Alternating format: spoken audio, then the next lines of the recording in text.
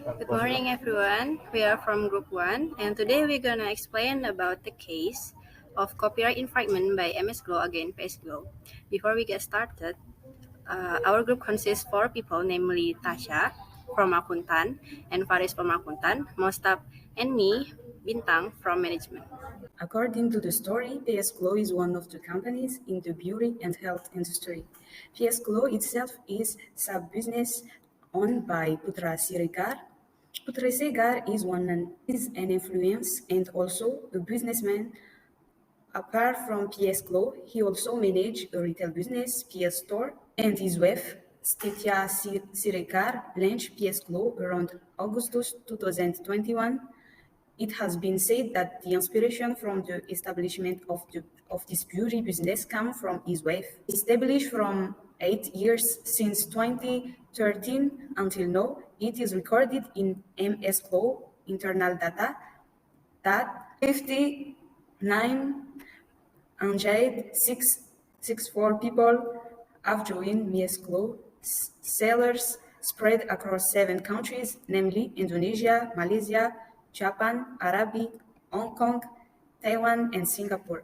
MS Glow was established in 2013. Miss Glow was founded by 2 strong women, Sandy Purnasamasari and Maharani Kemala. The name MS Glow is said to stand from the name Sandy and Mahanari Kemala. MS Glow also stands from the brand's motto, Magic from Skin. This name contains meaning and to reflect the best glowing product in Indonesia. With this brand name, the founders hope that MS Glow will become a skincare product that becomes a skin solution from all people. Okay, the next one is the reason why we choose this case. Because the earnest of creative economy entrepreneurs to register trademarks to the Ministry of Law and Human Rights is still very low. One of the reasons for the reluctance for entrepreneurs to register their brands is the difficulty of administrative management in registering brand, whereas the registration of brands, patents, and industrial design is very important to protect the sustainability of the entrepreneur business, and now the process is much easier. Moreover, the reason why we choose this case is to explore the material about copyright claims in accordance with applicable laws. Through this case, we hope that entrepreneurs can immediately register their trademarks so that trademark disputes can be prevented in the future. Okay, the next slide is the background of the case. This case began when the Satya Siregar planned to launch her beauty product PS Glow.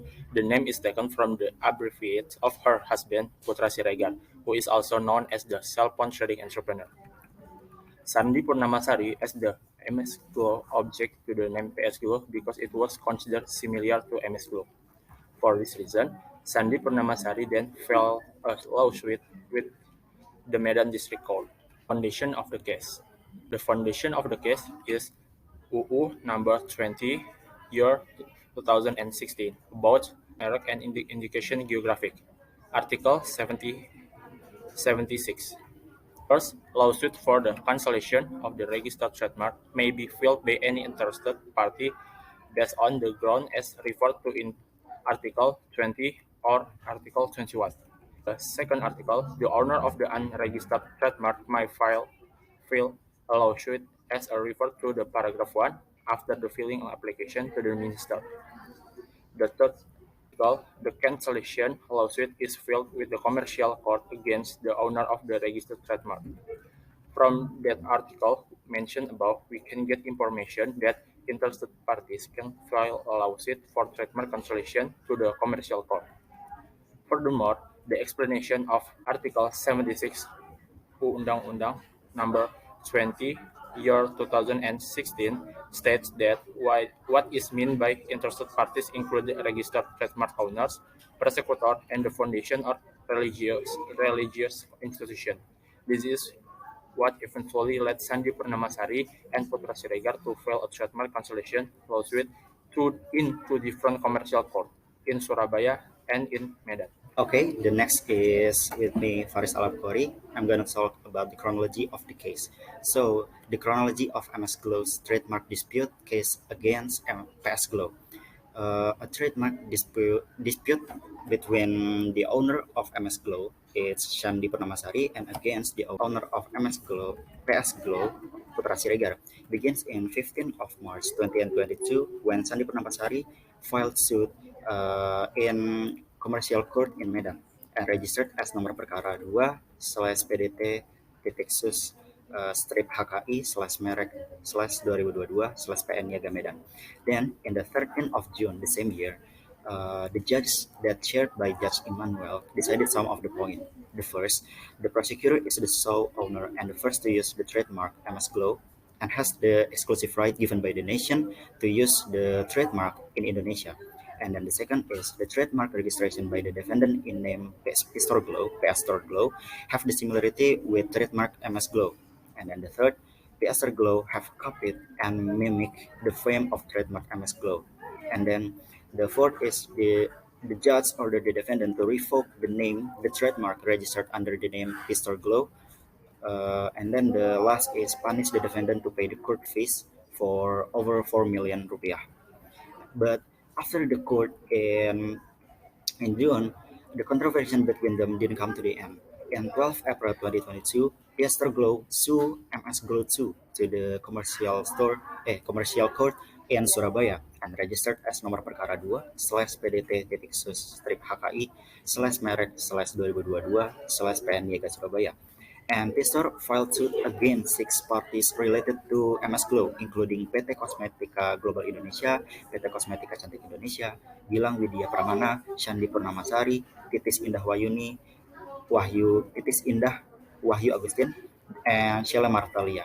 And then in the 2022 April of 2022, the judges that chaired by Slamet Suripto answered part of the suit of Pistor and decided that the first order, the court grant part of the suit by the prosecutors, and then the second is state that prosecutor have the exclusive right in uses the trademarks PS Glow and PS Store Glow, and then the third is state that all of the defendant without right has against law to use the trademark MS Glow that's similar to trademark PS Store Glow.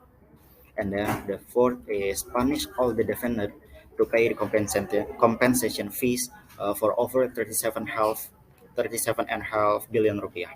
So, and then the next is what can we learn from this case? So the first, we know that intellectual property management should be done as soon as possible. We open the business. So the second, what we can learn from this case is it is important to synergize with local governments and relevant ministries and institutions. Okay, that's all from us. Thank you for your attention. Wassalamualaikum warahmatullahi wabarakatuh.